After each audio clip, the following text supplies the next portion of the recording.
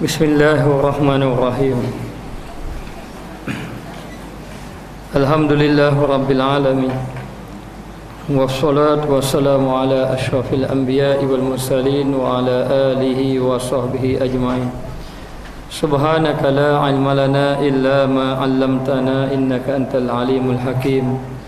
Rabbi shrah li sadri wa yassir li amri wa hlul 'uqdatam min lisani yafqahu qawli. Qala musannif rahimahullahu ta'ala wa nafa'ana bi ulumihi fid dharain amin.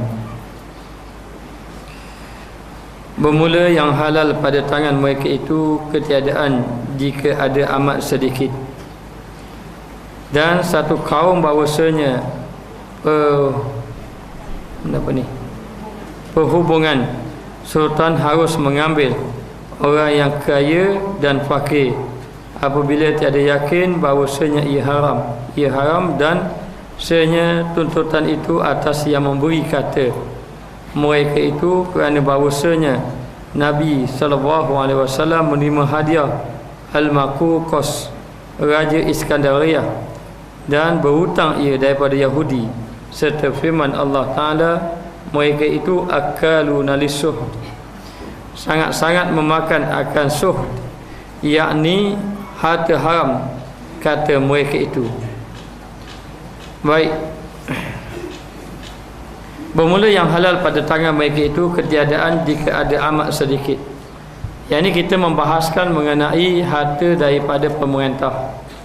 Jadi adakah boleh diambil harta itu datangnya daripada pemerintah?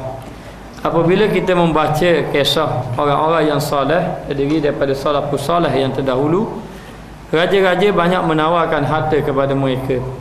Di antaranya Imam Ahmad Ibn Hanbal, Imam Asy-Syafi'i sendiri, Imam Malik sendiri. Ada pemerintah-pemerintah yang menawarkan harta kepada mereka. Ada di kalangan mereka menolak harta yang diberi oleh pemerintah.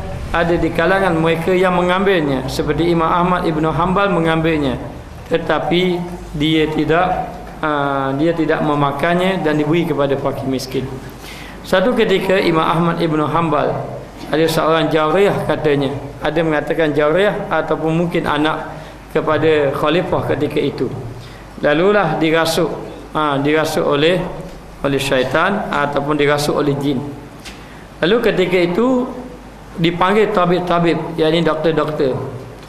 Lalulah dipanggil, tidak ada seorang tabib ataupun dukun yang dapat mengobati penyakit Jauriyah tadi. Lalulah dikatakan ada seorang imam, yakni Imam Ahmad. Lalu dipanggil Imam Ahmad. Imam Ahmad tidak mahu datang. Akhirnya utusan raja tadi suruh juga Imam Ahmad datang. Lalu Imam Ahmad kata, kalau macam itu kamu ambil terampah aku sahaja. Ataupun terampah ataupun selipar lah yang dipakai oleh Imam Ahmad. Kemudian kamu bawa terampah ini dan kamu beritahu kepada orang yang dirasuk tadi, beritahu, kata Imam Ahmad salam, dan suruh supaya keluar daripada tubuh. Kalau tidak, aku akan bedal kamu, pukul kamu dengan terampah Imam Ahmad ini. Jadi pilih, sama ada kamu nak keluar ke ataupun aku pukul kamu dengan terampah ini. Jadi Imam Ahmad arah kepada utusan tadi. Lalulah orang tadi bawa terampah. Sultan duk tunggu orang, tiba-tiba selipar je siapa. Terampah je siapa. Orang tak siapa. Lalulah dia pun cerita, kata Imam Ahmad suruh macam ni, buat macam ni. Lalu silakan cuba buat. Dia pun ambil terampah, dia pun kata kepada pesakit tadi, sama ada kamu nak keluar ataupun aku pukul dengan terampah ini. Maknanya akhir kali orang tu kata Imam Ahmad ini orang yang soleh. Jangan kata suruh keluar daripada tubuh ni, kalau suruh keluar pada negeri ni baru keluar katanya. Lalulah sedarlah orang tadi dan selamatlah dia. Apabila saja Jauriyah pada sultan tadi Jauriyah pada sultan tadi sihat daripada dirasuk oleh jin tadi, akhirnya diberi hadiah yang banyak kepada Imam Ahmad. Jadi utusan datang sekali lagi, bawa hadiah. Imam Ahmad kata, aku tak bawa hadiah, aku nak selipar aku. Selipar dia dulu. Dia nak selipar. Lalulah diberi hadiah. Ini hadiah daripada sultan tadi, khalifah tadi. Akhirnya Imam Ahmad bin Hanbal pun ambil. Tetapi apabila Imam Ahmad bin Hanbal ambil, sedikit pun tidak dimakan, sedikit pun tidak makan, dan diberi kepada fakir miskin, beri kepada fakir miskin. Lalulah dia dibahagikan. Apabila sudah habis harta-harta dibahagikan, baru Imam Ahmad Ibn Hanbal balik. Jadi di sini sebenarnya Imam Ahmad ambil, tetapi tidak dinyatakan haram hukum dia, dan diberi kepada fakir miskin. Memang ada ulama mengatakan, dia kata pemerintah ghalibnya, kebiasaannya, yang halal pada tangan mereka itu ketiadaan. Tak ada yang halal katanya. Jika ada pun amat sedikit, amat sedikit je bahagian dia, bahagian orang lain, bahagian ambil harta orang rakyat tu banyak, katanya ulama-ulama. Sehinggalah ulama-ulama tasawuf mengatakan bahawa di antara bala orang alim ini apabila duduk dengan pemerintah. Kerana apabila dia duduk dengan pemerintah, sama ada dia ini hidup mewah. Apabila hidup mewah, maka tidak menjalankan hukum yang sebenar. Ataupun bila didapat hidup mewah, maka dia mengikut telunjuk raja tadi. Inilah yang cukup bahayanya. Maka katanya ulama, ghalibnya, kebiasaannya harta mereka itu haram, kebiasaannya. Ini mengikut pandangan ahli tasawuf. Kalau ada pun amat sedikit yang halalnya. Dan satu kaum bahawasanya perhubungan sultan harus berhubung dengan sultan, harus bersama dengan sultan tadi harus, yakni bergaul dengan sultan itu harus, dan mengambil orang kaya dan fakir, maknanya mengambil harta daripada sultan, orang kaya, orang fakir boleh ambil apabila tiada yakin bahawasanya ianya haram. Apabila maknanya didapati tidak ada didapati bahawa harta itu tidak ada tanda-tanda yang haram. Kalau ada yakin yang daripada sultan ini haram, maka tidak boleh ambil. Tapi kalau tidak ada tanda, tiba-tiba sultan saja nak bagi kita harta, baik pemerintah ataupun sultan saja nak bagi harta, maka baik kita kaya, baik kita fakir, boleh ambil tanpa kita menyiasatnya, tanya ini daripada yang halal ke ataupun yang haram, maka boleh ambil. Apabila tiada yakin bahawasanya ia haram. Kalau yakin haram, tidak boleh ambil. Kalau tak yakin, tak pasti, ataupun tidak ada tanda yang mengatakan itu ianya haram, maka boleh ambil. Dan sebenarnya tuntutan itu atas yang memberi kata mereka itu, kerana bahawasanya Nabi SAW menerima hadiah Makuqas Raja Iskandariah Mesir. Iskandariah ni Mesir. Jadi dia kata boleh ambil.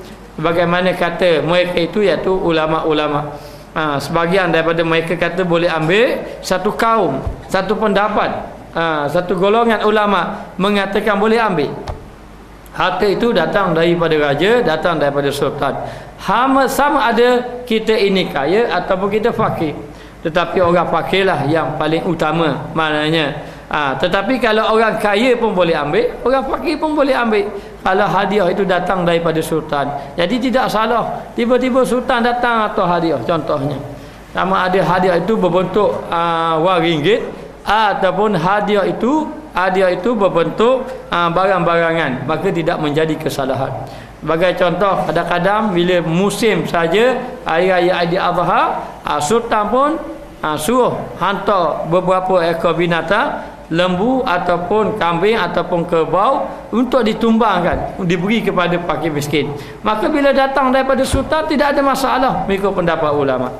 Tidak ada masalah, boleh kita ambilnya, kecuali jelas sultan tadi khabar inilah duit, ataupun dapat tahu bahawa duit yang diambil hak rakyat, bukan hak dia, lalu diberi kepada kita, maka itu tidak boleh. Tidak boleh dia mengambilnya.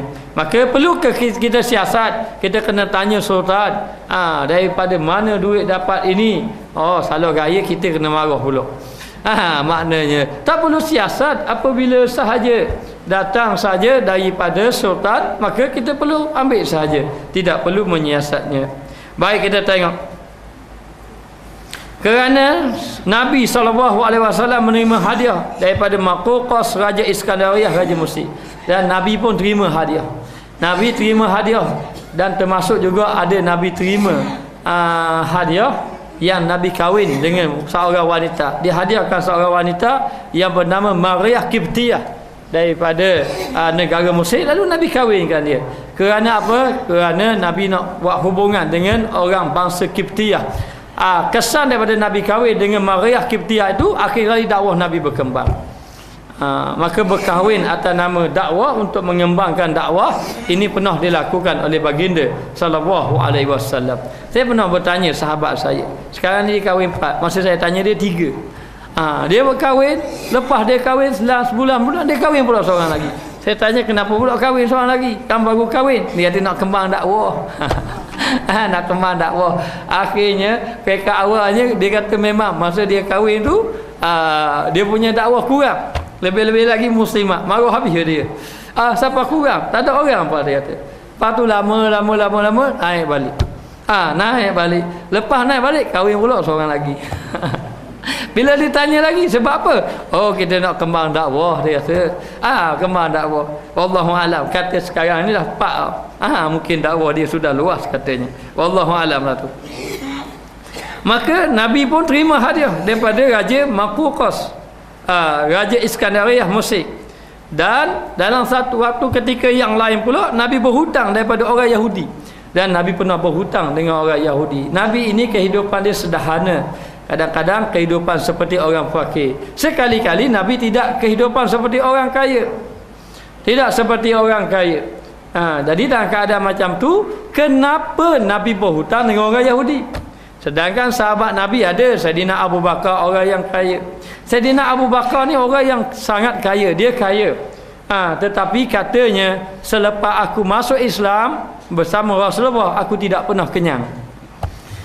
Hidup dia banyak lapar. Kalau makan pun sikit-sikit saja, harta banyak. Tetapi diinfakkan hartanya pada jalan Allah Subhanahu wa taala. Jadi Rasulullah berhutang dengan orang Yahudi.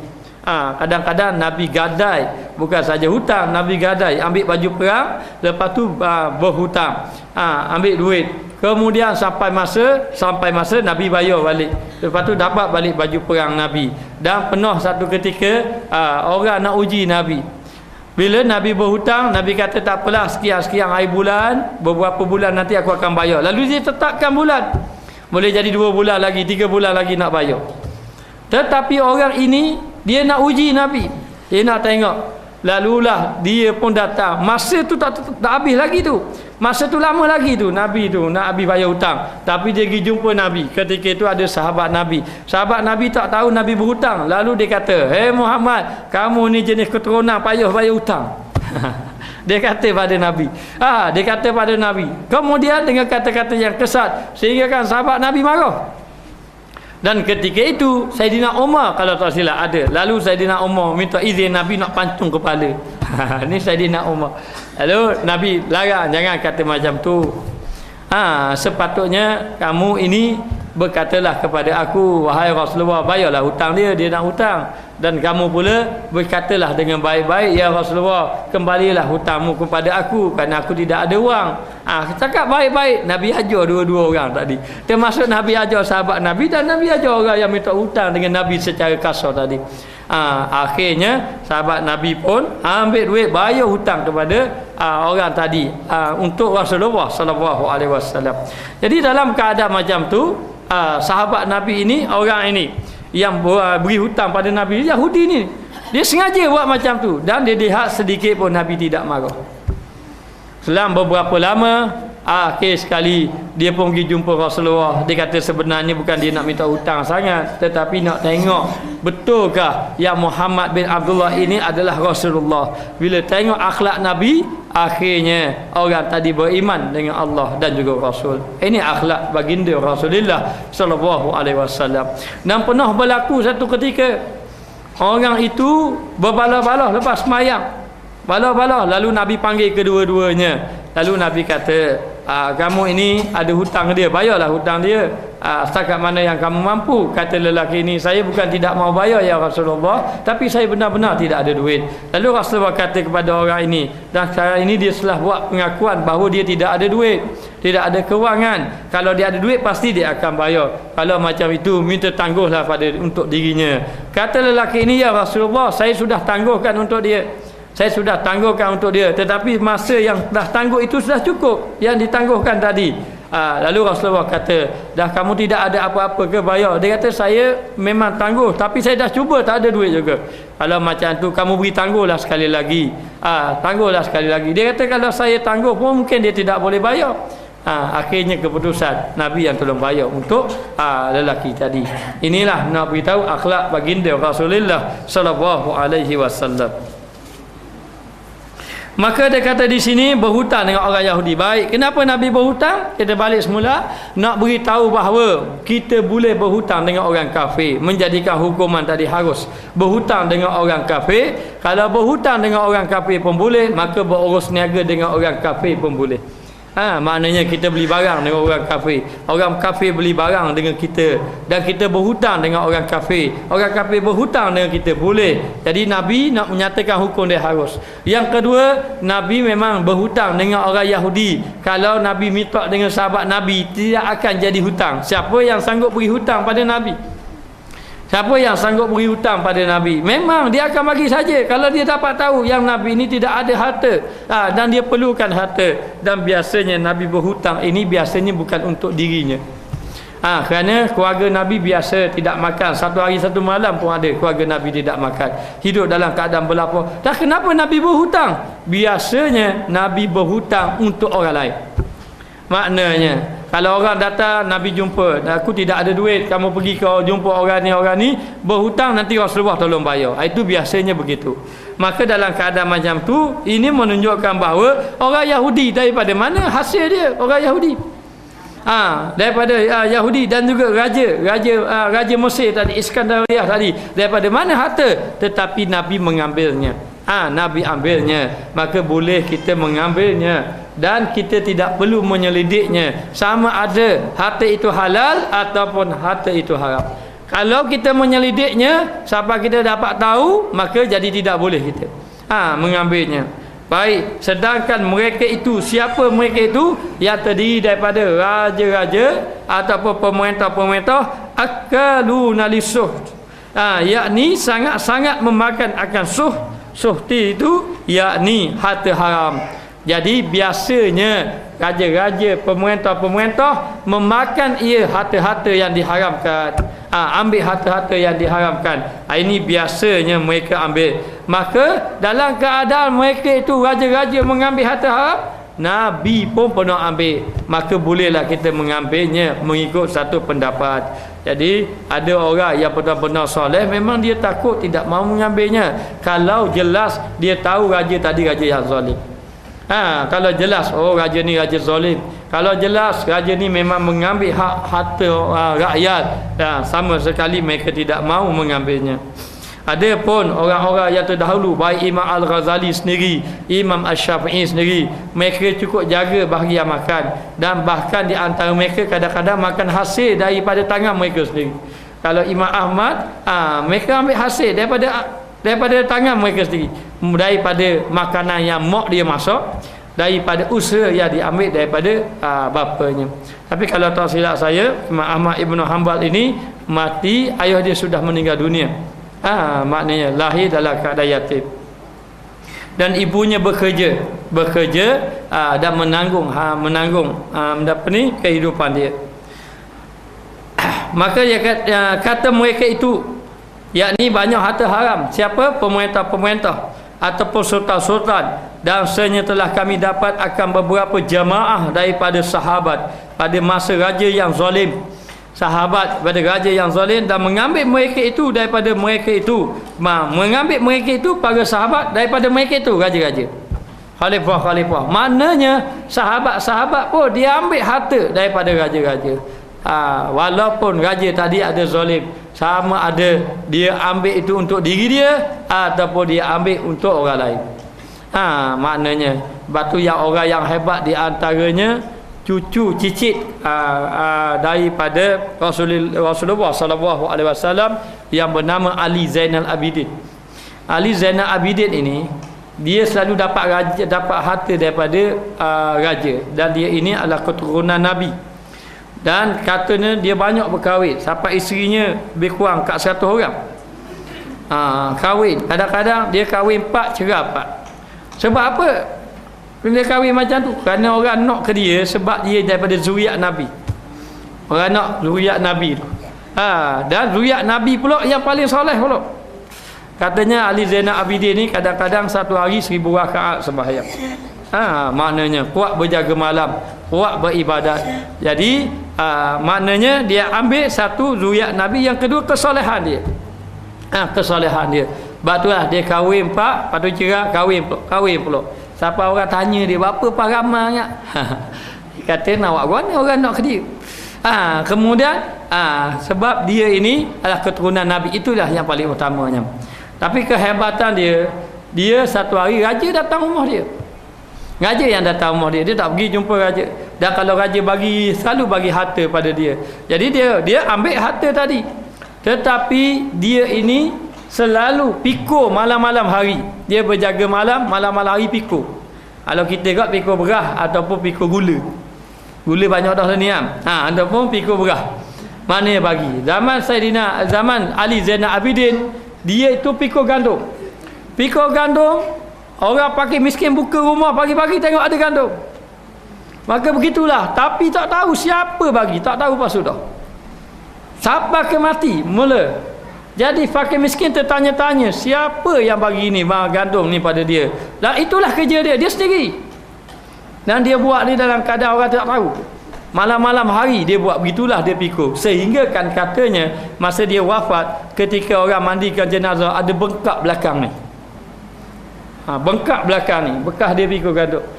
Akhirnya selepas daripada dia wafat, fakir miskin tak ada lah. Buka pintu tak ada dah gandum. Tidak ada dah gandum dah. Selepas daripada dia wafat, sehinggalah fakir miskin tertanya-tanya siapa, sehinggalah tahu cerita masa mati, katanya belakang ni bengkak, kata orang yang mandi jenazah dia. Rupa-rupanya bila dikaji, itulah kesan dia pikul gandum malam-malam hari beri kepada orang fakir-fakir miskin. Tetapi di siang harinya dia sibuk dengan ibadat, tak bagi orang fakir miskin. Nampak macam dia ni bukan orang yang pemurah, nampak macam tu, tetapi dia orang yang sangat pemurah. Maknanya. Dan dia itu banyak raja-raja bagi pada dia. Barulah Sultan pun tahu. Rupanya dia ambil. Walaupun dia ambil, kehidupan dia biasa saja, dia tidak bermewah. Dan harta-harta yang dia dapat itu diberi kepada fakir-fakir miskin. Inilah orang-orang yang soleh dahulu. Maka dia kata di sini, dan mengambil mereka itu daripada mereka itu, yakni mereka itu sahabat, daripada mereka itu raja-raja ataupun khalifah. Maka setengah daripada mereka itu sahabat-sahabat Nabi adalah Abu Hurairah, seorang sahabat Nabi yang banyak meriwayatkan hadis. Abu Hurairah ni nama dia adalah Abdurrahman ibnu Sakhrin, dan beliau adalah ahli sufah yang duduk bersama Nabi ataupun belajar dengan Nabi, tidak ada keluarga, dan kehidupan dia banyak lapar. Kerana apa? Kerana tidak ada pekerjaan yang lain, hanya belajar. Dan kalau ada orang bagi makanan pada Rasulullah bagi. Sehingga kan pernah dia jatuh, dia ni orang kata gelapar, ataupun dia ni dalam keadaan menggeletar tubuh dia. Orang sangka dia sakit sawan, rupa-rupanya dia lapar sebab tidak ada makanan. Abu Hurairah. Dan selepas daripada dia wafat, dia jadi alim ulama. Dia merupakan ulama sahabat. Dan sehingga kan khalifah pada ketika itu banyak beri hadiah kepada dia. Tetapi dia dah biasa hidup lapar, hidup miskin, dia tidak terpedaya dengan kemewahan yang ada itu, dan banyak dia infak kepada orang-orang susah. Ini golongan sahabat. Tapi apa nak beritahu, sahabat ini bila datang raja bagi pada dia ambil. Dan juga Ibnu Abbas, seorang juga ulama besar, ulama sahabat yang sangat alim dari segi tafsir Quran, yang dikatakan bahawa mengetahui segala ayat-ayat Quran, macam mana tafsiran dia. Maka Ibnu Abbas di antara sahabat Nabi yang menerima hadiah daripada raja-raja ataupun khalifah.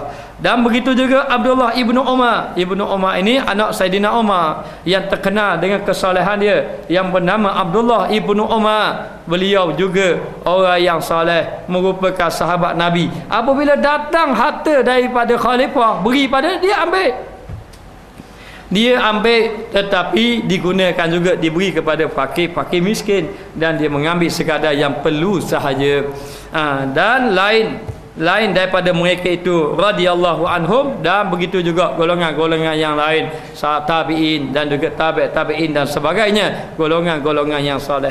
Saya teringat kisah seorang wanita yang soleh bersama dengan Imam Ahmad Ibnu Hanbal.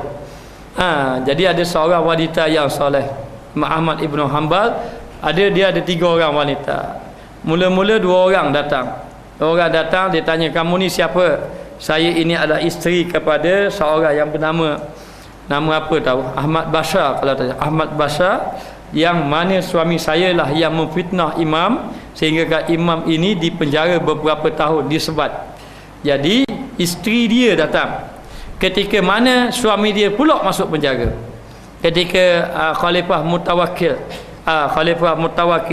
Khalifah yang terdahulu penjara Imam Ahmad. Imam Ahmad difitnah melalui mimpi Imam Syafi'i. Imam Syafi'i bermimpi berjumpa dengan Rasulullah. Lalu Rasulullah kata kepada Imam Syafi'i, anak murid kamu tu Imam Ahmad akan difitnah. Lalu Imam Syafi'i cerita kepada Imam Ahmad, kamu akan difitnah. Lalu Imam Ahmad kata, aku berserah pada Allah lah. Lalu memang benar Imam Ahmad ini difitnah. Difitnah lalu masuk penjara dan disebat.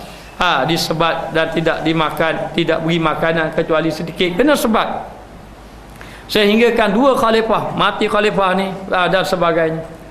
Sehingga kan Imam Ahmad ini dalam keadaan tidak bermayat, hampir-hampir mati dia duduk dalam penjara. Bila mati khalifah ini, ingat keluar dah. Tambah pula supaya kena fitnah. Mari khalifah yang ketiga Mutawakkil, inilah barulah tu. Siapa yang fitnah dia? Mufti. Mufti pada zaman khalifah itu, orang sama-sama alim juga. Kerana dia kalah berdebat satu, bila berdebat dia kalah, kemudian dia fitnah, kata nak menggulingkan lah, ataupun pahaman Imam Ahmad ini sesat dan sebagainya, akhir kali difitnah. Selepas Imam Ahmad keluar daripada penjara, dia mengajar. Dia mengajar. Jadi mengajar, tiba-tiba datanglah 2 orang wanita yang Imam Ahmad tidak kenal. Lalu memperkenalkan dirinya. Dia kata, saya ini adalah isteri kepada Ahmad Bashar. Ahmad Bashar ini mufti yang pernah fitnah imam. Yang seorang lagi pun kata begitu. Ini penasihat raja pula. Maknanya.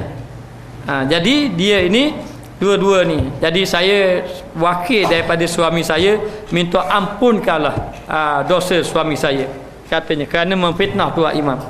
Lalu ketika itu bangkit anak-anak murid Imam Ahmad, marah belaka. Orang macam ni jangan ampunkan dosa. Kerana Imam Ahmad duduk penjara, siapa nak mati duduk penjara, dia kata. Orang rakyat dia punya pengikut dia marah. Lalulah jadi kecoh. Imam Ahmad pembangun, tenangkan anak murid dia. Dia kata, minta duduk, biarlah aku bercakap. Akhirnya Imam Ahmad kata, aku ampunkan dosa suami kamu dua-dua. Kemudian pula, lepas ampun dosa pula, suami isteri dia 2 orang tu minta lagi. Minta satu lagi permintaan, boleh tak? Imam Ahmad kata, boleh. Bunda apa? Boleh tak kamu jumpa khalifah, tolong bebaskan suami saya. Lalulah anak murid dia bangun lagi, marah lagi. Orang macam ni tak ada maaf bagimu, maknanya marah. Akhirnya Imam Ahmad kali lagi menenangkan anak murid dia. Tak apalah, dia minta tolong aku akan pergi jumpa juga khalifah, minta supaya dibebaskan dia. Dibebaskan dia. Lalulah pagi esoknya Imam Ahmad pergi. Anak murid dia tak setuju belaka. Mereka awalnya. Lalulah Imam Ahmad pun pergi jumpa khalifah. Tetapi malangnya khalifah sendiri tak mau bebaskan. Khalifah pun anak murid Imam Ahmad. Maknanya khalifah sendiri tak mau bebas. Kerana apa? Kerana nak balas ni buat kepada Imam Ahmad bertahun-tahun. Bertahun-tahun maknanya duduk dalam penjara, dan sehingga kan tubuh dia belakang dia ni tidak ada lagi kesan kecuali kesan sebatan dan luka-luka. Sampai Imam Ahmad tidak boleh berjalan dengan baik, tak boleh duduk dengan baik. Maknanya begitu keadaan dia. Tapi Imam Ahmad sendiri nak maafkan dia, tapi khalifah tu tampu. Khalifah itu tidak tu. Jadi dah beritahulah. Kemudian datang pula seorang wanita. Dia kata, sekarang ini aku ini hidup dalam keadaan susah. Hidup dalam keadaan susah, tidak ada makanan, tiada menyara hidup. Tetapi aku datang ini bukan aku nak tanya, bukan aku nak apa ni, bukan nak ambil, nak minta simpati, tidak. Hanya aku datang nak tanya hukum. Bila wanita ni tanya Imam Ahmad menangis. Apa masalah dia? Masalah dia, saya ini kerja saya meminta benang, ambil upah minta benang. Dan rumah saya ini tidak ada api. Tidak ada api. Maknanya. Dan saya akan meminta benang apabila bulan mengambang. Baru saya pinta benang tadi, ambil upah orang. Tapi satu hari datang satu rombongan. Kebetulan malam itu gelap, tidak ada bulan mengambang, datang satu rombongan. Jadi dalam kat rombongan tadi itu ada buat kemah. Kemudian dia ada pasang lampu. Jadi dia pasang lampu. Maka saya tengok ada lampu dan saya terpaksa juga meminta benang, kerana kalau tidak anak saya lapar.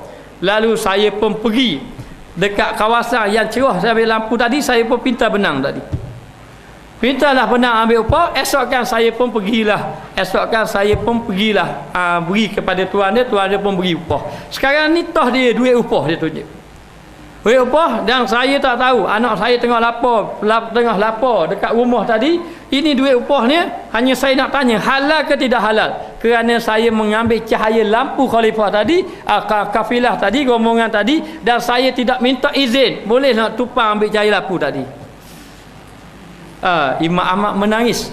Kenapa? Dengar wanita tadi mengadu. Sedangkan anak dia lapar, duit sudah dapat, tetapi hasil yang dapat tu kerana duk tupang lapar orang dia. Lapar orang. Lalu Imam Ahmad kata, kalau mengenai ini aku takut menjawabnya. Lalu kata Imam Ahmad, izinkan aku menangguh, biarlah besoklah aku jawab. Besok aku jawab. Soalannya begitu saja. Kalau zaman kita jawab selalu dah. Tapi Imam Ahmad orang yang sangat alim. Sangat alim. Menghafal 7,000 hadis kalau tak silap. Dalam kitab musnad dia tulis hadis, akhirnya sampai 1 juta hadis. Alim tidak alim, sangat-sangat alim. Imam Ahmad Ibn Hanbal ni sangat alim. Tetapi bila mari soalan, tangguh lagi. Tak mau jawab, nak jawab besok. Lalulah malam itu Imam Ahmad munajat kepada Allah, beri petunjuk pada Allah. Esokkan wanita tadi datang. Bila wanita tadi datang, akhirnya dia pun bertanya, macam mana dengan hukum? Imam Ahmad tengok wanita tadi pun menangis, terus menangis. Lalulah Imam Ahmad mengatakan, aku dapat petunjuk kamu adalah wanita yang soleh. Itu petunjuk yang dia dapat. Kamu adalah wanita yang solehah, kamu adalah wanita yang dikasihi oleh Allah Ta'ala. Lalu Imam Ahmad memujinya. Katanya wanita tadi, aku bukan mau itu, tapi aku mau jawapan itu. Lalu Imam Ahmad kata, ada pun jawapan kamu itu, kalau kamu tidak minta izin dengan orang kafilah tadi, maka makanan itu tidak boleh ambil. Kata Imam Ahmad Ibn Hanbal, kena minta izin dengan dia dahulu. Lalu wanita itu kata, kalau macam itu aku tidak mau gunakan dia. Aku rela berlapar sekeluarga daripada makan harta yang haram. Lalulah khalifah dapat tahu ada seorang wanita yang soleh macam itu. Lalu khalifah tadi beri pula hadiah kepada dia. Bila dapat hadiah, dia bawa pula hadiah tadi depan Imam Ahmad Ibn Hanbal. Lalu dia bertanya, wahai imam, sekarang ini aku ditimpa musibah lagi. Apa dia? Khalifah beri harta pada aku. Mananya harta, aku tidak tahu adakah aku perlu mengambilnya ataupun tidak mengambilnya. Maknanya. Lalu Imam Ahmad mengatakan bahawa khalifah ini al-khalifah mutawakkil, dia seorang yang baik. Khalifah ni khalifah seorang yang baik. Maknanya, tapi bagaimana dia seorang yang baik, dia duduk kaya, ramai lagi rakyat dia miskin. Akhirnya katanya Imam Ahmad beginilah, bagi orang kaya dia tidak sebaiknya, tidak payah ambil lah daripada pemerintahan. Tetapi orang fakir seumpama kamu itu, bolehlah kamu mengambilnya. Lalulah katanya, kamu orang soleh, kata wanita tadi, kamu orang soleh, kamu orang alim, maka aku ingin mencontohi kamu. Pernahkah kamu mendapat masalah seperti aku, hidup dalam keadaan miskin kemudian mendapat harta? Kata Imam Ahmad, aku pernah mendapat harta seumpama kamu. Macam kisah yang Imam Ahmad duk rawat orang tadi dengan selipar dia tu. Aku pernah mendapat harta. Bagaimana kamu lakukan? Aku tidak mengambilnya, aku memberi kepada orang fakir-fakir miskin. Dan ketika aku sudah ada keperluan, aku menggunakan keperluan aku beri kepada orang-orang yang lain fakir miskin. Katanya Imam Ahmad, katanya wanita tadi, kalau macam itu aku tidak mau mengambil juga, aku ingin memberi kepada fakir miskin. Kata Imam Ahmad, ambillah sekadar keperluan kamu, yang lain itu terpulanglah kepada kamu. Lalulah wanita tadi ambil bahagian dia, lalu diberi kepada fakir miskin. Ini wanita yang duduk di zaman Imam Ahmad Ibnu Hanbal. Maknanya sudah raja beri pada dia, tetapi dia tetap menjaganya kerana tidak mau makan harta yang diharamkan oleh Allah Subhanahu wa taala. Dan kata kaum yang lain, satu pendapat yang lain, tiada halal daripada harta mereka itu. Katanya sekali-kali tidak halal harta daripada pemerintah ataupun raja-raja. Daripada harta mereka itu sesuatu, tiada bagi orang kaya dan tiada bagi orang fakir. Baik orang kaya pun tak boleh ambil, baik orang fakir pun tidak boleh ambil. Ini orang yang begitu jaga harta-harta. Maknanya harta itu diberi kepada daripada pemerintah ataupun raja-raja. Kerana bahawasanya bertanda mereka itu dengan zalim. Kalau mereka itu ada tanda zalim, kalau tanda zalim itu memang ada, dia itu zalim, seperti mengambil harta rakyat ataupun dia hidup bermewah-mewah sedangkan ramai lagi rakyat hidup dalam keadaan susah, maka ini satu tanda kezaliman. Tanda zalim itu ada, maka tak boleh ambil kalau datang daripada raja. Ini mengikut satu pendapat. Dan juga ghalibnya maknanya biasa ataupun kebanyakannya daripada harta mereka itu haram, ataupun kebanyakannya mereka itu harta yang haram. Kalau raja-raja dahulu, khalifah-khalifah dahulu, memang dia jaga kepentingan rakyat, dia yang mengurus harta, dia bagi semua kepada rakyat sehingga kan rakyat hidup dalam keadaan senang lenang. Dan terpaksa ketika Khalifah Umar bin Abdul Aziz, dia khalifah, pada ketika itu zaman tu dia khalifah, patutnya dia lah yang kaya tapi dia miskin. Sehinggalah Umar bin Abdul Aziz mengatakan bahawa kalau pemerintah kaya, rakyat akan miskin, tetapi kalau pemerintah miskin, rakyat akan kaya, katanya. Sehingga kan pada zaman dia duit Baitul Mal begitu penuh, banyak duit Baitul Mal, siapa nak tutup pintu pun tak boleh sakok piti. Maknanya banyak dah banyaknya. Dan katanya zaman Sayyidina Umar bin Abdul Aziz, orang kaya pergi rumah ke rumah, bukan mereka pergi rumah ke rumah piti. Ambillah piti saya buat belanja raya. Tak payah banyak dah. Maknanya orang tu tambah, masing-masing terpaksa bagi duit ni.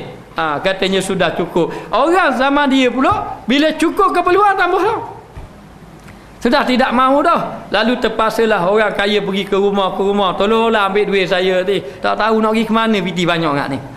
Begitu keadaan dia. Kalau duduk zaman kita beri penuh tiap-tiap hari mari, lari nak tidur kita. Jadi nak beritahu, begitu keadaan dia. Lalulah Umar bin Abdul Aziz tengok ini mesti orang tak bagi zakat dengan molek ni. Lalu Umar bin Abdul Aziz panggil dia punya pegawai-pegawai dia. Kenapa duit zakat banyak? Kan kena agih pada bahagian dia. Kalau macam tu aku nak senarai orang-orang yang layak terima zakat. Lalulah pegawai dia siasat, tiba-tiba dia yang layak terima zakat. Khalifah layak terima zakat. Menandakan khalifah dahulu tidak mencari harta benda. Betul-betul. Maknanya beri kepada fakir-fakir miskin. Maka kalau ghalib hartanya, kebanyakan hartanya harta yang haram, kata ulama, maka tidak boleh mengambil harta daripadanya. Dan suhti maknanya harta haram lah. Maknanya, dan hukum itu bagi yang ghalib, maka kita ambil hukum ghalib lah. Hukum ghalib memang ada juga pemimpin-pemimpin, raja-raja, sultan-sultan yang baik, yang beri kepada rakyat dan tidak mengambil harta haram. Tapi ghalib kata pengarang kita ghalib kata pengarang kita ni di zaman dia, zaman Imam Al-Ghazali, zaman dia dah sendiri dah. Dia kata ghalib sultan-sultan makan harta haram, zaman Imam Ghazali, bukan zaman dia, zaman kita ni. Lalu dia kata bukan semua, hanya dia kata kita ambil hukum ghalib. Hukum ghalib ni hukum kebanyakannya. Maka lazimlah kamu jauhkan, kalau boleh hendaklah kamu jauhkan daripada mengambil harta-harta daripada pemerintah ataupun harta-harta daripada sultan. Dan kata yang lain, barang yang tiada yakin, pendapat yang ketiga pula, barang yang tiada yakin bahawasanya ia haram, maka iaitu halal. Kalau tak yakin haram, halal lah. Walaupun datang daripada pemerintah, datang pada pemerintah tidak ada dalil yang ianya itu haram, maka halal. Iaitu halal bagi fakir, halal bagi orang yang fakir, yang susah, tidak ada harta benda, maka bolehlah dia mengambilnya. Tak payah bahas-bahas lah harta-harta tu, dah tak perlulah. Dan dia itu kebetulan pula dia itu orang fakir. Berbeza dengan Imam Ahmad dahulu, walaupun wanita itu fakir tapi tetap cara. Lalu Imam Ahmad menangis, dia kata, kamu dalam keadaan fakir masih lagi menjaga hukum halal haram. Maknanya sedangkan ramai orang kaya dia tidak mengira halal haram, sedangkan dia sudah cukup. Yang tak cukup ni dok kira lagi halal haram. Yang cukup dah tak kira dah halal haram. Maka sebab itulah Imam Ahmad Ibn Hanbal dalam keadaan bersedih. Bagaimana dengan isteri Imam Ahmad Ibn Hanbal ketika dia itu duduk dalam penjara? Maknanya sedangkan Imam Ahmad Ibn Hanbal ni ada 6 orang anak. Ketika tu isteri dia menanggung 6 orang anak dalam keadaan tu. Katanya orang tu kepada 2 orang wanita yang mengadu tu, dia kata, kamu mengadu kamu susah, sehingga kan khalifah merampas harta-harta kamu. Kenapa khalifah rampas? Masa dia jadi mufti, dia ambil harta-harta. Maknanya dia zalim, ambil harta, dia fitnah Imam Ahmad. Akhir kali bila khalifah tadi ambil, dia jadi kuasa, ada kuasa, dia rampas balik harta-harta, jadi miskin. Sedangkan isteri Imam Ahmad Ibn Hanbal sekali-kali tidak pernah meminta-minta dengan orang walaupun dalam keadaan susah.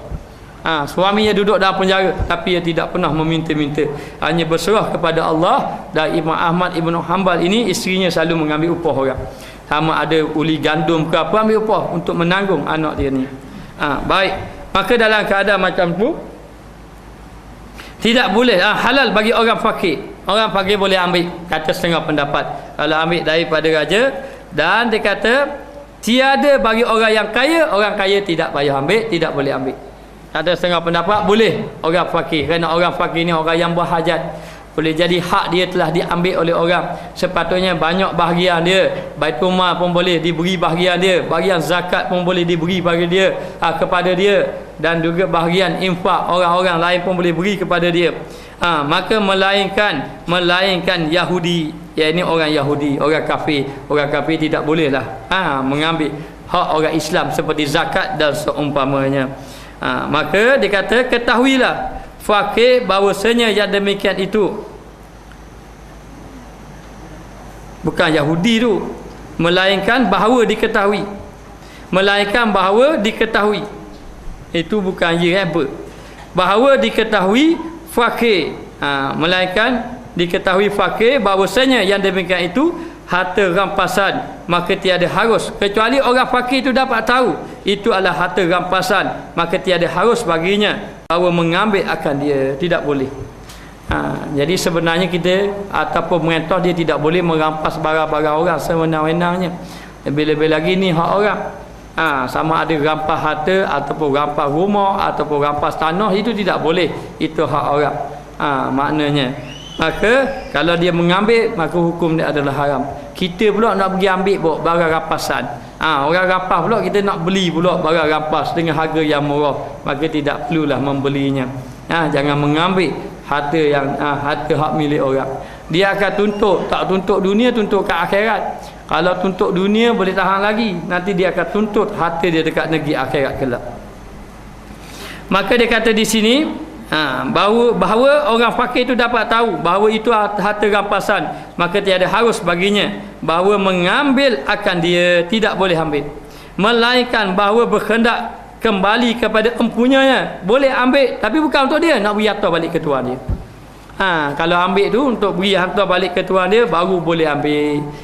Ini maknanya kalau orang benar-benar jaga. Tapi hari ni rasanya halal haram ini duduk belakang dulu, harta duduk depan. Asal dapat harta sudah, halal haram tu jatuh nombor 2. Maknanya, ataupun kira juga halal haram, kalau kena tah dia halal, kalau kena tah orang lain haram selalu. Mengambil kira dia halal haram ni, tengok ada kepentingan, tidak boleh. Hukum ni dia tak tentu orang kaya ke, orang miskin ke, orang alim tak boleh. Kata tak boleh, tetap tidak boleh. Maknanya orang-orang yang benar-benar jaga, mereka jaga halal haram. Biarlah tak makan, tak lapar pun tak apa. Biar berlapar pun tak apa, katanya. Maka dia kata di sini, dan tiada picit atau fakir bahawa mengambil daripada harta raja-raja, kerana bahawasanya jika ada milik raja-raja, dan diberi kepada fakir, maknanya tiada picit atas fakir bahawa mengambil harta raja, maknanya tiada susah ataupun tiada sempit atau orang fakir, maknanya boleh ambil harta raja-raja tadi. Jika ada milik raja-raja, memang harta tadi milik raja tadi, dan diberi kepada fakir, lalu diberi kepada orang fakir. Kenapa dia cakap tentang raja-raja? Sebab dahulu raja-raja selalu beri kepada orang fakir. Maknanya raja-raja kadang-kadang dia bagi kepada orang-orang fakir. Dan raja dulu dia paling suka beri kepada orang alim. Tapi kebanyakan orang-orang alim dahulu tidak mahu mengambilnya, kerana sudah terbukti sejarah, ramai orang-orang alim yang duduk dengan raja, akhirnya dia menjadi rosak. Yang dahulu memikirkan tentang halal dan haram, akhirnya sudah tidak fikir. Ataupun dahulu memikirkan tentang akhirat, akhirnya memikirkan tentang dunia, apabila raja memberi kemewahan kepadanya. Kadang-kadang raja menjadikan orang alim ini untuk kepentingan dia, kerana diketahui orang dahulu yang diikuti adalah ulama-ulama. Dahulu kuasa ulama besar pada kuasa raja, sehingga kan raja-raja takut kepada ulama-ulama. Jadi nak suruh ulama ni jadi diam, maka disorok dengan harta. Masa zaman Imam Nawawi, maknanya berlaku peperangan. Bila berlaku peperangan lawan orang kafir, sehinggalah kerajaan dia, negara dia hampir-hampir kalah. Lalulah tentera dia yang berada di sempadan hantar laporan, tidak ada bekalan makanan dan tidak ada bekalan senjata. Kena hantar bekalan makanan dan senjata. Lalu harta-harta pembendaraan semua digunakan untuk peperangan sehingga habis. Bila habislah, sudah habislah, jadi raja ketika itu, khalifah ketika itu bersidang, memanggil ulama-ulama.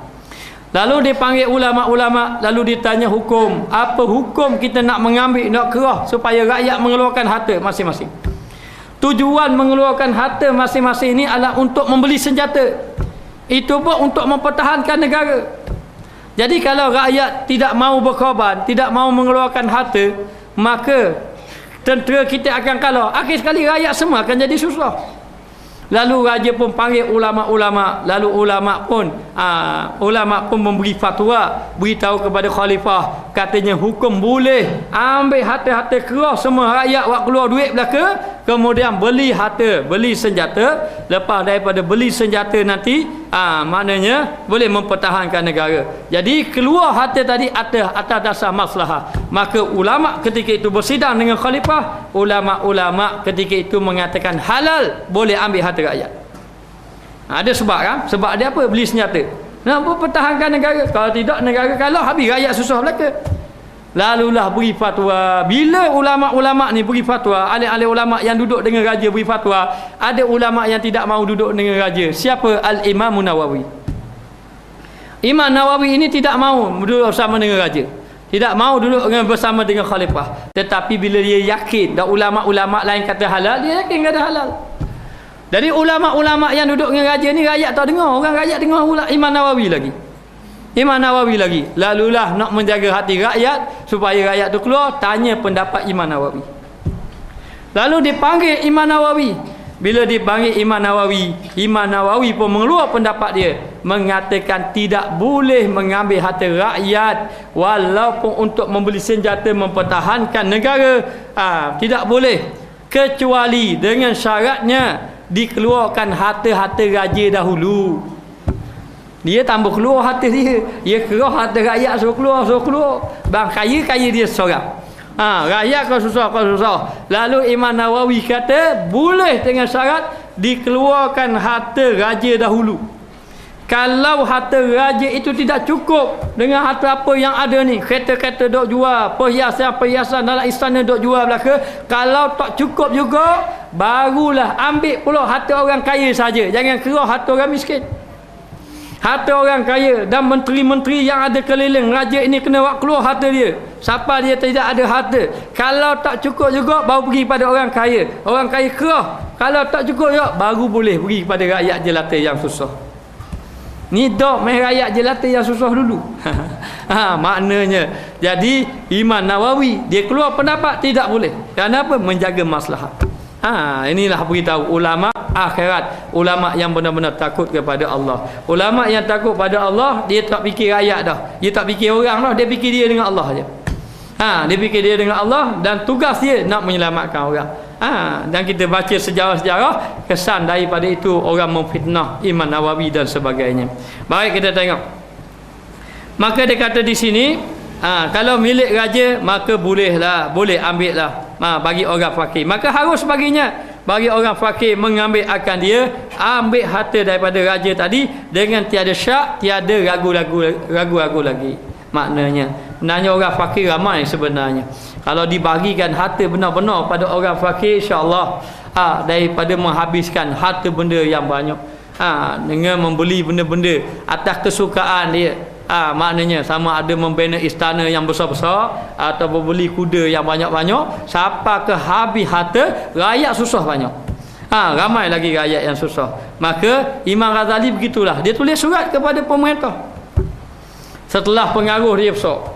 Pengaruh dia besar ni bukan untuk dia cari masyhur, dia tidak. Dia dengan pengaruh yang besar ni untuk melaksanakan Islam agama. Dia tulis surat kepada raja.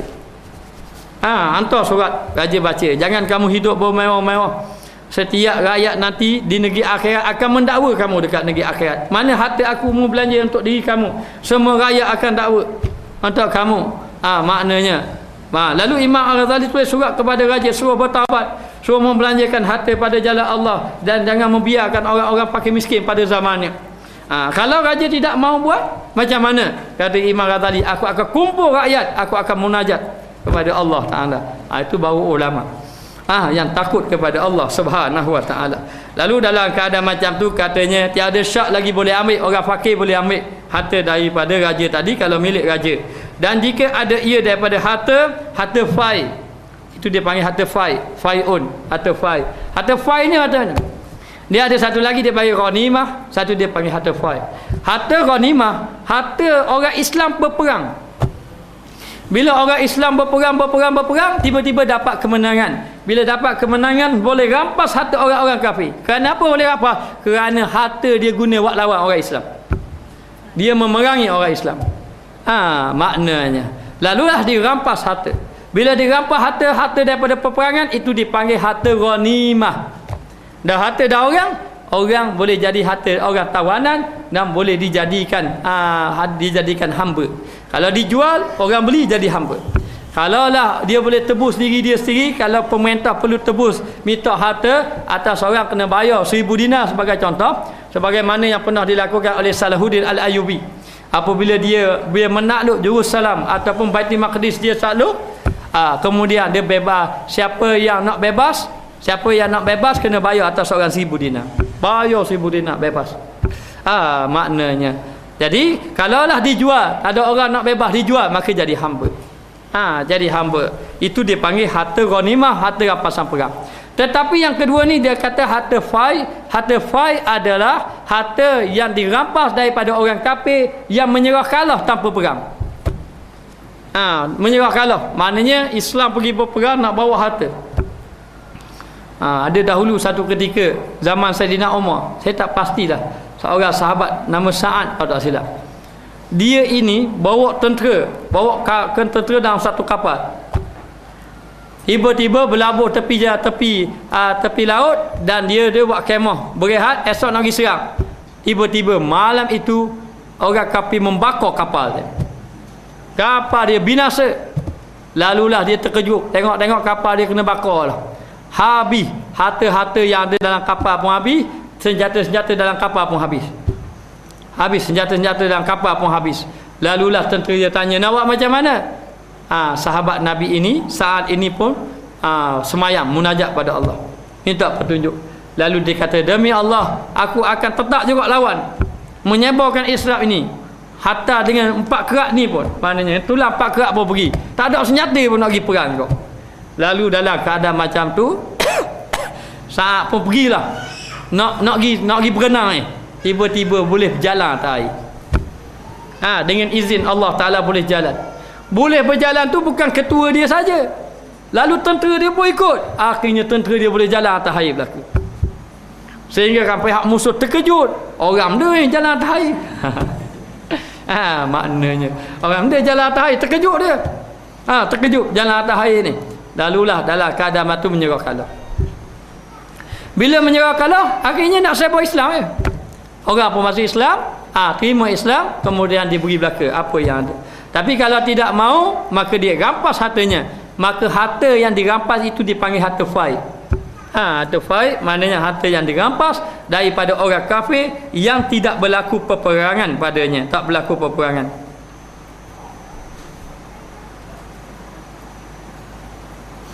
Ataupun usyur. Usyur ni dengan arti kata harta yang diambil daripada cukai kepala.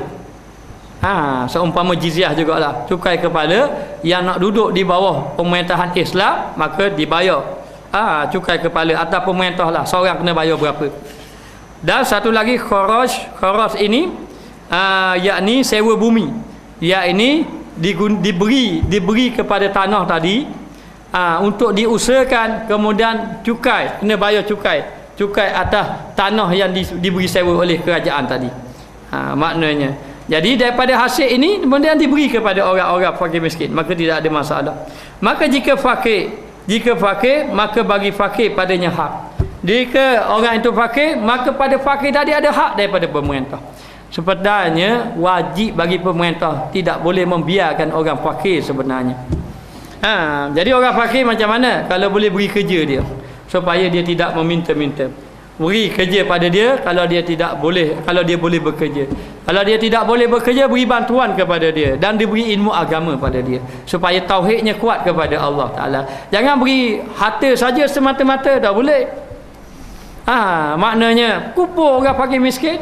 Maknanya hari nak bagi kewangan itu, bagi pengajian ilmu ataupun beri kelas satu. Sana kumpul sebulan sekali dapat PT. Dapat PT. Tak pergi kuliah fardu ain, kena potong PT. Maknanya pergi. Maknanya dah kira nak pergi 200 ke, satu minggu sekali pergi. Panggil ustaz-ustaz. Panggil ustaz-ustaz ngajar tauhid, ngajar fiqh, barulah begitu. Ini bagi orang yang tak tu. Kalau kita bagi dah habis dah. Maknanya tak selesai masalah.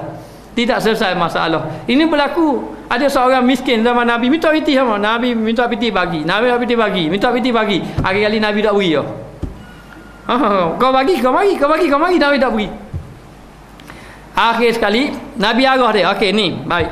Ambil piti ni bukan belanja kamu, pergi beli kapok. Nabi arah. Pergi beli kapok. Nabi suruh dia cari harta yang ada dalam rumah dia. Adalah harta Nabi suruh gadai harta dia. Lalulah digadaikan, lalu Nabi bagi 3. Okey, sekarang ni satu bahagian kamu pergi beli kapok. Satu bahagian beri kepada ahli keluarga kamu. Satu bahagian ni untuk belanja kamu. Lalulah Nabi kata ambil kapok ni pergi minta upah orang dapat cari kayu api. Lalu dia pun ambil kapok, cari kayu api. Maka dapat hasil upah daripada kapok tadi. Akhirnya tak minta piti orang dengan Rasulullah. Maknanya sehinggalah Rasulullah jumpa dia, tengok keadaan dia lebih baik. Lebih baik. Maka memang kerajaan mesti kena beri kepada orang fakir miskin, jangan biarkan hidup dalam keadaan susah. Tidak boleh. Hanya silap kadang-kadang sudah beri bantuan, tapi beri bantuan saja dari segi kewangan, tidak diberi bantuan dari segi agama. Dia pemerintah, baik ketua, dia mesti fikir siapa rakyat digana ke akhirat. Jangan fikir dunia je.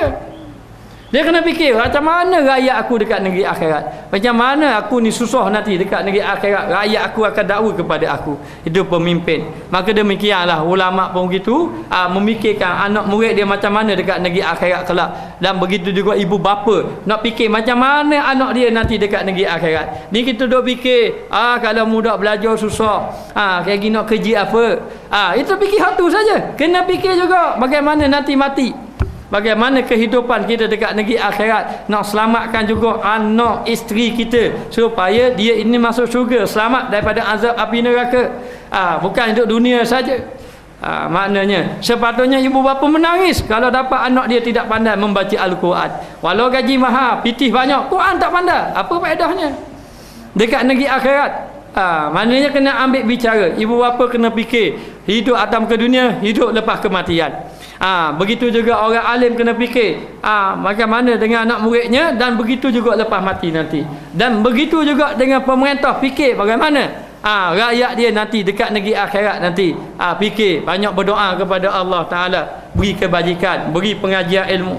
Ada pun sudah dijaga, dia tidak mau beramal, ataupun sudah beri dia buat jahat juga, itu terlepas lah, asalkan dia telah melaksanakan tanggungjawab dia.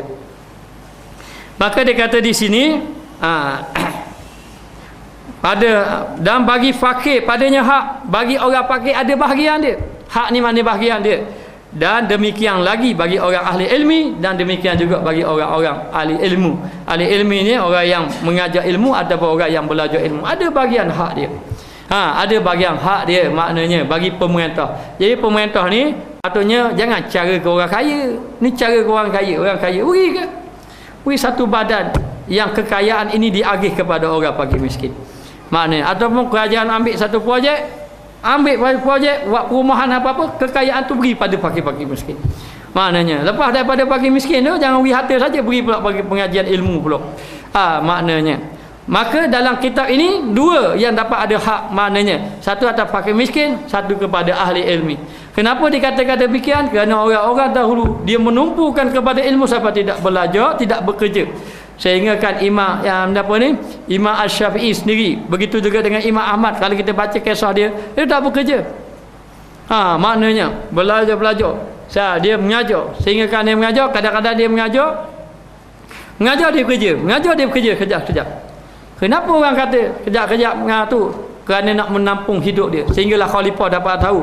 Khalifah kata kepada Imam Ahmad, jadi jangan bekerja, kerana rugi masa kamu. Masa kamu bekerja ni, kalau kamu mentalaah ataupun kamu mengajar, banyak orang dapat manfaat. Kata Imam Ahmad, kalau macam tu aku ada anak isteri, macam mana aku nak tanggung dia? Kata pemerintah khalifah ketika itu, jangan, kamu berilah mengajar, aku beri kepada kamu, kerana khidmat kamu diperlukan oleh rakyat. Masa ketika itu, zaman Imam Ahmad Ibnu Hanbal, dan kita boleh baca kisah-kisah imam-imam yang terdahulu.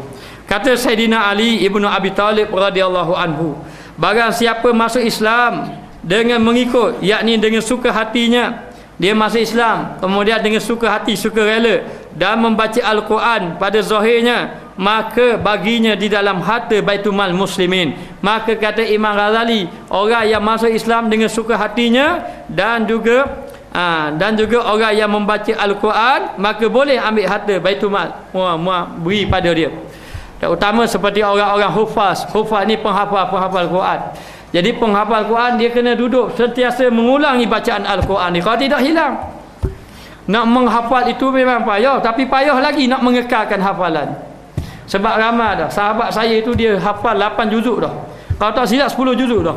Kemudian dia bekerja 10 juzuk dah, dia pun berhenti hafal, dia pun bekerja, ni hilang habis dah. Hilang. Maka kalau ada pemerintah yang beri bahagian kepada penghafal Quran, ambil bahagian dia. Maknanya. Jadi tengok, okey, sekarang ni dia hafal Quran 1 bulan, bagi dia 800 ke 1000, pergi tasmek supaya jaga dia punya hafalan Quran. Itu boleh, bagus, bahkan digalakkan, sebagaimana kata Imam berkatanya Sayyidina Ali bin Abi Talib. Maka pada tiap-tiap tahun 200 dirham, beri dia 200 dirham. Banyak mana ni 200 dirham pun wallahu alam. Maka tengoklah keadaan sekarang ini. Sekarang ini maknanya, kalau dahulu kok, kalau dapat 800, 1000 ni masa banyak dah. Ni kok kalau 100,000, 1800 tak ada benda rasa. Maknanya kalau orang ada anak 6 orang, 7 orang, 8 orang, memang 1000 tak ada apa. Maknanya kalau duduk dekat Kuala Lumpur 1000 macam 100 riyal pula. Talah gaya. Masuk sini keluar duit, dia punya tol satu hal pula. Maknanya nak masuk tanda pun duit juga dah ni. Makan pun harga barang mahal-mahal. Maknanya maka itu akan atas kebijaksanaan pemerintah memberi kepada ahli-ahli agama seperti pembaca Al-Quran, penghafal Al-Quran, untuk dia menjaga bacaan Al-Quran tadi. Boleh diambil daripada Baitul Mal, beri kepada orang yang layaknya. Dan satu riwayat 200 dinar dinar lebih mahal daripada dirham. Jikalau tiada diambil akan dia di dalam dunia, maka mengambil akan dia di dalam akhirat. Maknanya, jadi nak beritahu, dia boleh ambil harta, tapi kalau dia tidak mau ambil harta pun tidak ada masalah, tapi dia tetap dapat bahagian di negeri akhirat. Dan apabila ada yang demikian itu, maka orang fakir dan orang alim mengambil daripada haknya, maka boleh, kata Saidina Ali, beri kepada dua golongan, satu golongan fakir, dua golongan alim, untuk hak dia diberi kepadanya, diambil daripada Baitul Mal. Ini mengikut pandangan Saidina Ali. Kenapa Saidina Ali ini dia fikir macam tu? Sebab Saidina Ali ini dia panggil pintu ilmu dia. Gedung ilmu pada Nabi, pintu ilmu pada Saidina Ali. Jadi Saidina Ali lah orang yang faham mengenai orang-orang yang mengajar ilmu dan juga orang yang menyampaikan ilmu, orang yang belajar ilmu. Dia faham keadaan macam tu. Lalu Imam Saidina Ali ini memberi fatwa dia, mengikut pandangan dia. Dia kata kena beri dua golongan, satu fakir, satu orang alim. Lebih-lebih lagi ada orang fakir tetapi dia ini ada potensi, ada bakat menjadi orang alim. Maka orang yang macam inilah layak dibantunya supaya dengan harta yang dia ada ini dapat dia belajar. Dapat dia belajar. Orang-orang dahulu kadang-kadang belajar, ada duit belajar, tak ada duit berhenti pula kerja balik. Ada duit berhenti pula kerja, lepas tu belajar pula. Begitu keadaan dia. Maknanya hidup dalam keadaan susah belajar. Dan kalau kita baca kisah imam-imam terdahulu, baik Imam Malik, baik Imam Syafi'i, Imam Ahmad dan Imam Hanafi, mereka itu semua asalnya daripada susah belaka. Asalnya susah, nak belajar dalam keadaan susah, maknanya sehinggalah mereka berjaya menjadi orang yang alim. Dan berkata mereka itu, dan jikalau ada harta yang bercampur dengan harta rampasan, dan tiada dapat membezakan akan dia, tak dapat nak beza harta halal dengan harta haram, yang pastinya orang pemerintah ini ada duit yang diharamkan, ataupun rampasan yang tiada dapat dikembalikan, ataupun dapat beza dah rampasan tadi tapi tak boleh nak kembalikan, dia rampah orang tu tak kena tau, orang yang dia rampah harta tadi, atas empunyanya tak boleh nak hantar balik kepada tuannya dan juga zuriatnya ataupun ahli keluarganya. Kita ni kalau kita ada ambil hak orang, kita kena hantar balik, tapi orang tu tak ada, beri kepada ahli keluarga. Begitu juga kalau kita ada berhutang dengan dia, tiba-tiba kita nak bayar, dia sudah tidak ada, sama ada dia ini sudah menghilang pindah kat lain ataupun dia sudah meninggal dunia, tetapi ada ahli warisnya. Mungkin dia dah pindah, ahli waris dia tak pindah lagi, yang kita boleh kenal dia. Boleh kirim kepada ahli warisnya, ataupun dia sudah mati, ahli waris dia ada, sama ada anak dia ataupun isteri dia ataupun kerabat dia, maka boleh beri kepadanya. Maka tiada melepaskan bagi sultan daripadanya, melainkan ataupun sultan tak boleh nak lepaskan, maknanya tak boleh nak buat lah. Macam mana harta yang ada, harta yang dia rapah dahulu, macam mana? Maka melainkan bahawa ia sedekah akan dia, maka dia kena sedekah. Orang-orang dia ambil, mungkin dia dah insaf dah, dia pun orang dia ambil, dia pun nak beri kepada tuan dia tak ada dah, entah ke mana hilang, tak tahu. Tak tahu, ataupun sudah dapat tahu tuan dia tapi sudah meninggal dunia, maka tinggal meninggal dunia, beri kepada ahli waris dia, beri pada anak dia, beri kepada isterinya kalau ada, kalau isterinya mati beri pada suaminya. Begitu keadaan dia, tiba-tiba tak boleh nak beri belaka, anak dia pun tak tahu pergi ke mana, anak dia pun tidak ada, orang yang dia rapah barang pun tidak ada, sedekah dengan dia, beri kepada fakir miskin. Beri pada fakir miskin. Lepas tu ada orang tanya dahulu, dia kata ada berhutang dengan orang, jadi tak sempat nak bayar, orang tu berpindah. Orang itu berpindah, dia memang ingat sangat hutang tu, dia memang nak bayar, tapi orang tu berpindah, orang tu pula berpindah tergesa-gesa pula, jadi dia tak sempat. Jadi dia tanya pada tuan rumah tak tahu dia pindah ke mana pun tak tahu. Lalu nak buat macam mana tu, nak bayar ni macam mana, nak buat macam mana ni? Lalulah katanya, kata ulama, ambillah harta tadi, infaklah. Sama nak infak pada masjid ke, infak pada fakir miskin ke, infak kepada harta wakaf, tetapi diniatkan kepada nama atau diniatkan kepada orang yang dia berhutang dahulu. Maknanya. Tapi kalaulah jumpa balik, beritahu pada dia, maknanya kita sudah infak pada ni dan saya nak bayar lah, kena bayar.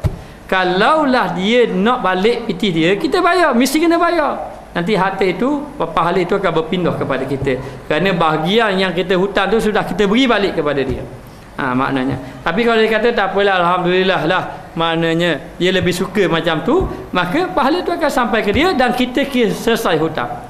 Dan ingat, orang yang ada hutang ini, kalau dia mati syahid, Kalau dia mati syahid, maknanya berperang fisabilillah, ada hutang, dia tak dapat pahala mati syahid.